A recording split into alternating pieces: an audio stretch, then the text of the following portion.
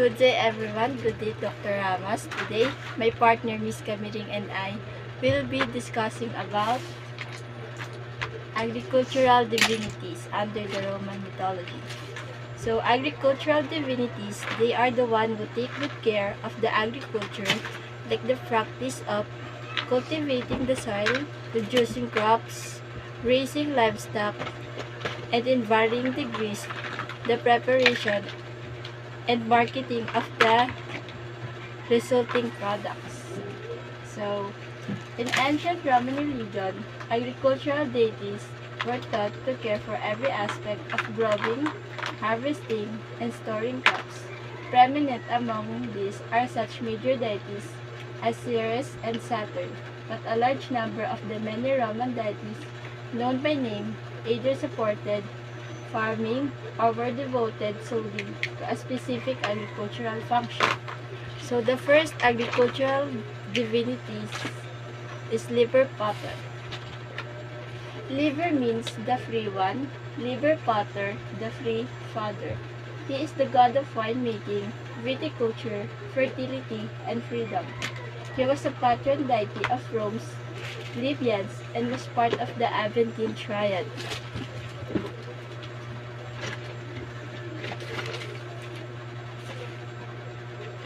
Personal information of Liber Pater. Parent. His father is Ceres, siblings Livera, various traditions, consort Livera, various traditions, Greek equivalent was Dionysius, Etruscan equivalent Phoclaus. So the origins and establishments of Liber Pater. Before his official adaptation as a Roman deity, Liber was companion to two different goddesses in two separate archaic Italian fertility cults. Ceres, an agricultural and fertility goddess of Rome, Hellenized neighbors, and Libera, who was Liber's female equivalent. Libera is an ancient Italic fertility deity as well. As the consort of Liber Pater, she became associated with a mortal girl from Greek mythology called a madman. Festival cults and priesthoods. She protected various aspects of agriculture and fertility, including the vine and the soft seed of its grapes, wine and wine vessels, and male fertility and virility. As his divine power was incarnate in the vine, grape, and wine, he was offered the first sacred pressing of the grape harvest known as Sacrima. Liber's festival are timed to the springtime, awakening and renewal of fertility in the agriculture cycle. In Rome, his annual Liberia public festival was held on March 17. So, they celebrate Liberia's festival. They celebrate the Liberia festival with two different important aspects. First, offering of liba or honey cakes, the priests that presided over the ritual. Then the next one, an important rite of passage for a number of freedom boys every year on this day, freeborn boys every year of this day, to symbolize the fact that they were learning boyhood behind. Then, the striped toga, called the toga praestexta, was taken off in exchange for a pure white toga, virilis, a symbol that they were now free adult citizens. So the temples of Liber Pater. Vitruvius recommends that Liber's temples follow an Ionic Greek model, as in just measure between the severe manner of the Doric and the tenderness of the Corinthian, respectful of the deity's part feminine characteristic. Then the next agricultural deity was Silvanus. Silvanus, meaning of the woods. He was a Roman tutelary deity of woods and uncultivated lands. As protector of the forest, Silvestris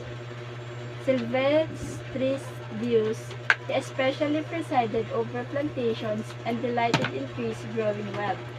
He is also described as a god watching over the fields and the husbandman, protecting in particular the boundaries of fields. Silvanus is described as the divinity protecting the flocks of cattle, warding off wolves, and promoting their fertility.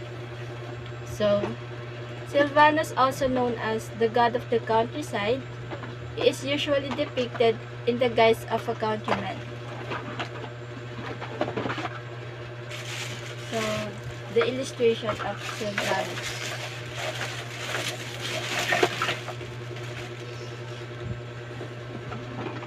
Dolabella, a rural engineer of whom only a few pages are known, states that Silvanus was the first to set up stones to mark out the limits of the fields, and that every estate had 3 Silvani. A Silvanus domesticus, an inscription called Silvanus Larum and Silvanus Sanctum Sacer Larum. The next one, a Silvanus Agrestis, also called Salutaris, who was worshipped by shepherds. And the last one is a Silvanus Orientalis, literary of the East, that is the god presiding over the point at which an estate began. Etymology of Silvanus. The name Silvanus is a derivation from Latin silva, means forest wood. It is cognate with the Latin words silvestre, means wild, not cultivated. Silvicola means inhabiting woodlands. Or silvaticus means of woodlands or scrub. The etymology of silva is unclear. The worship of Silvanus. The sacrifice offered to Silvanus consisted of grapes, ears of grain, milk, meat, wine, and figs. In Cata de Agricultura, an offering to Mars, Silvanus is described to ensure the health of cattle. It is stated there that his connection with agriculture referred only to the labor performed by men, and that female were excluded from his worship. Virgil relates that in that very earliest times, the Tyrrhenian Pelasgians had dedicated a grove and a festival to Silvanus. So, when he is represented as carrying the trunk of a cypress, however, the following story told, Silvanus, or according to other, Apollo, was in love with the youth Cyparissus, and once by accident killed a hind belonging to Cyparissus, and later died at grief and was metamorphosed into a cypress. So,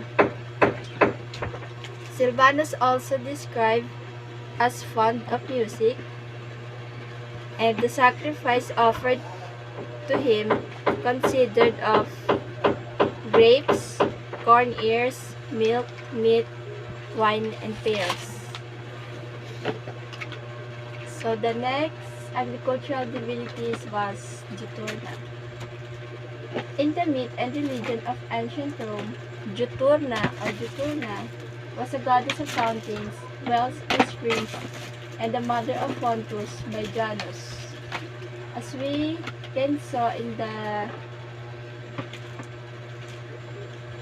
right side, it is Pontus, and at the left side, it is Janus with two-sided face. In mythology, Juturna was an ancient Latin deity of fountains, who in some myths was turned by Jupiter into a water nymph, which is called a naiad, and given by him a sacred well in Lavinium. Latium, as well as another one near the temple of Vesta in the Forum Romanum. A local water nymph or river god generally presides over a single body of water, but Juturna has broader powers, which probably reflect her original importance in Latium, where she had temples in Rome and Lavinium, a coat of healthful waters at Ardrea, and the fountain well next to the lake in the Roman Forum. Besides the pond of Juturna in the Forum at Rome, there was also a spring bearing her name in the Campus Martius, the water of which was considered sacred and salutary, and was all sacrificial rites and services, and also used by sick people. In literature, Virgil makes her sister of Turnus, who supported him against Aeneas by giving him his sword after he dropped it in battle, as well as by taking him away from the battle when it seemed he would be killed. In the end, however, she could not save him from his feet, and retreated him into her waters in mourning. Juturna is further Hellenized by Juno's conferral of catasterism, an act that links her with the Dioscuri. These divinities all share a similar function as helpers of mortals and had traditional cultic connection in early Latium. Juturna also described as a spirit of forest, of fresh water, which is the sacred well in Lavinium and the spring now in the Roman Forum.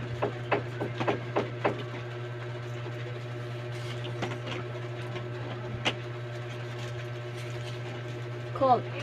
Holloway has argued that the goddess shown carrying a winged helmet on early Roman coinage in Juturna, but her iconography is largely unknown.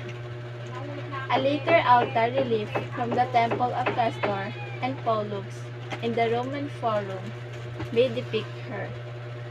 A Roman festival was held in her honor on January 11 when she was given sacrifice and honored by the Fontani, the men who wooed the fountains and agriculture. Fontani is the illustration at the right side, and the temple of Juturna was in the right side, the temple of Castor and Pollux. So the sacred duty, which is on January 11, is the dedication of her temple in the Campus Martius. The next agricultural divinities was Neptune. Neptune is the god of fresh water and the sea Roman religion. He is the counterpart of the Greek god Poseidon. In the Greek-influenced tradition, Neptune is the brother of Jupiter and Pluto. The brother presides over the realms of heaven, the earthly world, and the underworld.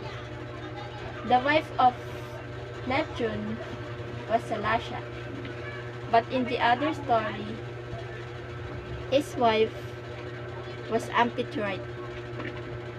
The parents of Neptune was Saturn and Ops. His siblings, Jupiter, Pluto, Juno, Ceres, and Vesta. The symbol of Neptune was horse, trident, and dolphin. The one which symbolized Neptune was his trident. It is a pronged spear used for spear fishing and historically as a pole arm, as what we saw in his hands. Depiction of Neptune in Roman mosaic, especially those of North Africa, are influenced by Hellenistic conventions. Neptune was likely associated with fresh water, springs, before the sea. Like Poseidon, Neptune was worshipped by the Romans, also the god of horses, under the name of Neptunus. Equestrian, a patron horse racing. Worship.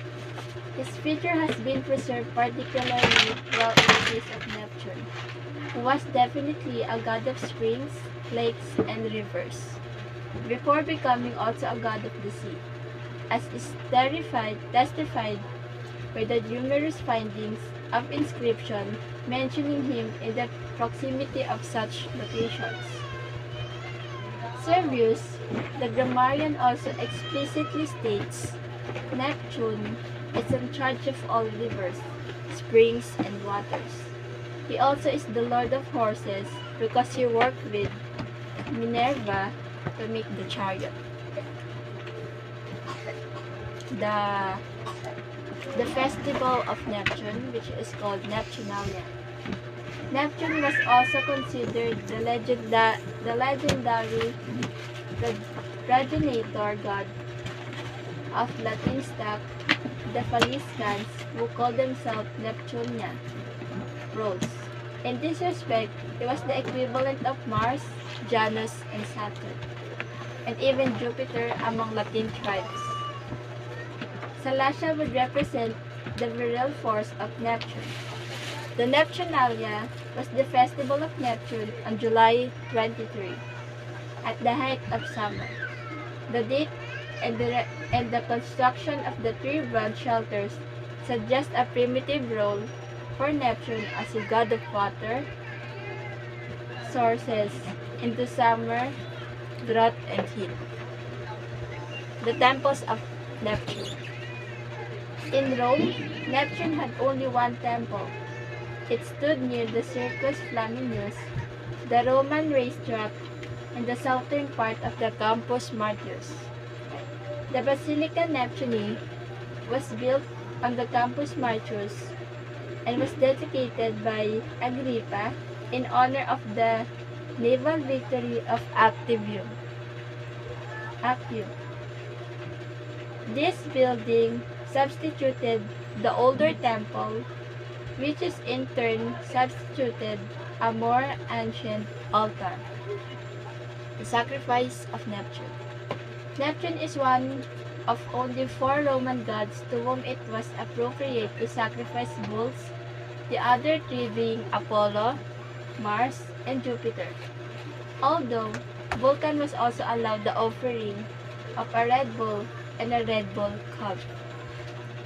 The wrong offering would require a piaculum is due to the inadvertency of necessity. The type of offering implies a stricter connection between the deity and the worldly realm. And Neptune has 5 powers. He can withstand any amount of water pressure. He can generate water from his body. Next, he can use sea waves as a form of teleportation for him to easily communicate with others. Next, he can breathe underwater. Next, he can communicate with sea creatures. The etymology of Neptune. The etymology of Latin Neptunus is unclear and disputed. The ancient grammarian Varro derived the name from Nuptus, covering, with a more or less explicit allusion to the Neptune, marriage of heaven and earth. Neptune always giving hope to the fishermen and also to the farmers, because he always give hopes and he take good care of the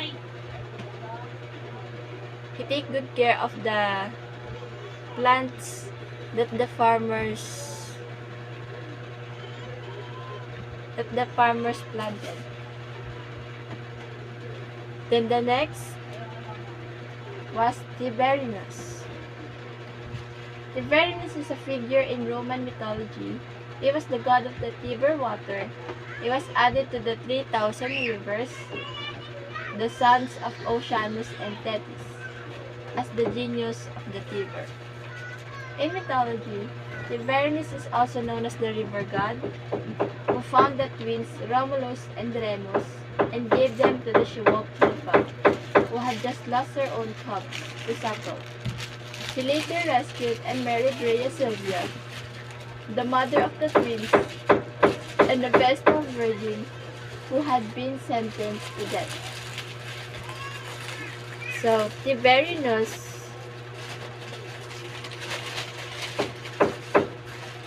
the river formed the boundary of Latium and Etruria, and the city of the Rome was later founded on a group of 7 hills overlooking its banks. Tiberinus also was the 9th king of Alba Longa, because he was the successor of Capitus, the 8th king of Alba Longa. Tiberinus worship. Tiberinus was considered to be one of the most important river gods, and people made sure to put off offerings in the Tiber River every May. Tiberinus was honored with the 27 straw dummies, which were called Cajepe. So,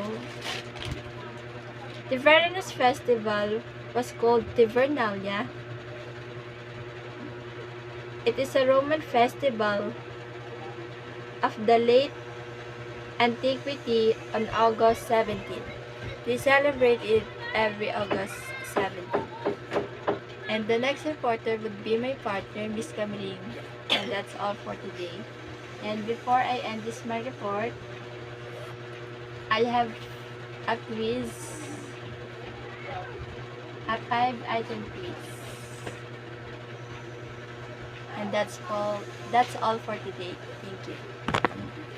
Good morning, everyone. Today, I will be reporting to you about the Roman agriculture and water divinities. The first divinity that I will be introducing to you is Ceres.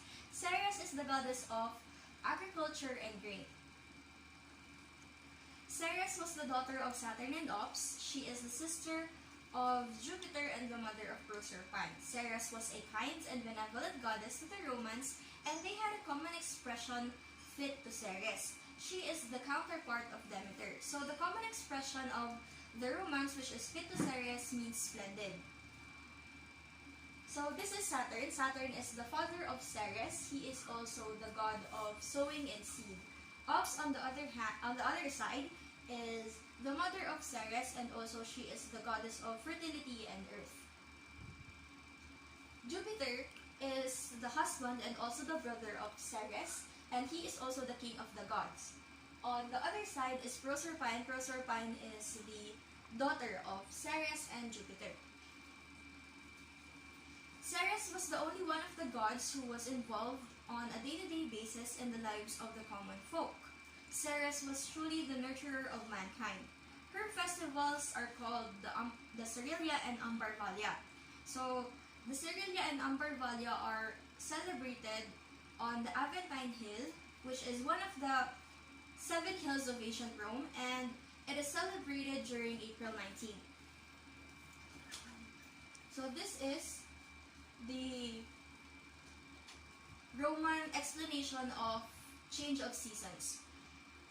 It is a myth about Ceres and her daughter Proserpine. So Ceres was the sister of Jupiter, and Proserpine was their daughter. Proserpine was kidnapped by Pluto, god of the underworld, to be his bride. By the time Ceres followed her daughter, she was gone into the earth. Making matters worse, Ceres learned that Pluto had been given Jupiter's approval to be the husband of his daughter. Ceres was so angry that she went to live in the world of men, disguised as an old woman, and stopped all the plants and crops from growing, causing a famine. Jupiter and the other gods tried to get her change her mind, but she was adamant. Jupiter eventually realized that he needed to get Proserpine back from the underworld. Unfortunately, Pluto secretly gave her food before she left, and once one had eaten in the underworld, one could not forever leave. Proserpine was therefore forced to return to the underworld for 4 months every year. She comes out in spring and spends the time until autumn with Ceres, but has to go back to the underworld in the winter. Her parting from Ceres every fall is why plants lose their leaves, seeds lie dormant under the ground, and nothing grows until spring when Proserpine is reunited with her daughter. So as you can see, or as you have observed, the story that I had just told you is very similar to the story of Demeter and her daughter Persephone. So this is Pluto, which is the god of the underworld, and this photo is the abduction of Pluto to Proserpine when because he wanted again to make Proserpine his bride. So the next deity that I will be introducing to you is Salasha. Salasha is the goddess of sea water. So Salasha is the goddess of sea water who presided over the depths of the ocean. She was the wife of Neptune. Salasha is represented as a beautiful nymph, crowned with seaweed, driving in a pearl shell chariot drawn by dolphins and seahorses. Salasha is the personification of the calm and sunlit aspect of the sea. So Salasha again is the wife of the god of the sea and water, Neptune. She is equivalent to the Greek goddess Amphitrite. So this is the image of Neptune, which is again the god of sea and water. This is the myth involving Salasha. So the god Neptune wanted to marry Salasha, but she was in great awe of her distinguished suitor, and to preserve her virginity with grace and celerity, she managed to glide out of sight and hid from him in the Atlantic Ocean. The grieving Neptune sent a dolphin to look after her and persuade the fairy nymph to come back and share his throne. Salasha agreed to marry Neptune, and the king of the deep was overjoyed at this good tiding that the dolphin was awarded a place in the heavens, where he now forms a well-known constellation called Delphinus. So this is the image of Delphinus, which is said to be the dolphin who had been awarded by Neptune because of his deed. So the next god that I will be introducing to you is Faunus. Faunus is the god of the forest, plains, and the fields. So one of the oldest and most popular deities who was identified with the Greek god Pan, Faunus was the horned god of the forest, plains, and fields. He was also called Inus. He was also the god of prophecy and called by the name Fautus. So Faunus is identified with Pan because of their similar attributes. So another name that people call Faunus is Inus. Inus, he was called Inus whenever he makes cattle fertile. Next is Faunus was also called Fautus because he is the god of prophecy, and he revealed the future in the dreams and strange voices of his devoted followers. So this is the Greek god Pan. As what I have said earlier, they have similar attributes. They are both horned gods, and they both play a musical instrument. Next is Fauna is associated with his worship. She was regarded sometimes as his wife, sometimes as his daughter. Faunalia is the festival for Faunus, and it is celebrated on February 13. So Faunalia, rather, is celebrated also on December 5. So worshippers make offerings to the god, and they also dance for his amusement. So this is Fauna. Fauna is again associated with him. She is sometimes distinguished as his daughter or as his wife. So the next god that I will be introducing is Consus. Consus is the god of grains and storage.